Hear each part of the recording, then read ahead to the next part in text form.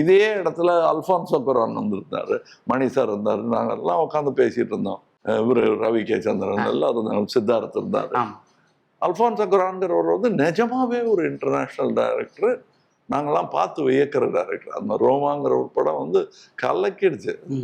அது அவரோட பேசிட்டு இருந்தான். அப்ப அவர் சொல்றாரு, இன்னிராத்துன்னு ரெவனன்ட் எடுத்தார் இல்லையா, அவர் படம் எடுக்கும்போது இவருக்கு வேலை இல்லைன்னா அவருக்கு உதவி பண்ணுவாங்க.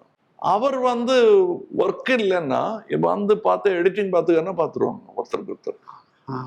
எனக்கு அந்த மாதிரி ஒரு குரூப் ஆஃப் ஃப்ரெண்ட்ஸ் இருந்தாங்க, இருக்காங்க. Okay sir. அது ஒரு நட்சத்திர அந்தஸ்து வரும்போது அந்த நட்பை பாதுகாக்க வேண்டிய கடமை நட்சத்திரத்தோட தானே தவிர அவங்களோடது இல்லை. சமம் சார், சமம் சார். ஒருத்தவங்க ஒரு நண்பர்கள் ஒருத்தன் பணக்காரன் ஆயிட்டான்னு வச்சுங்க,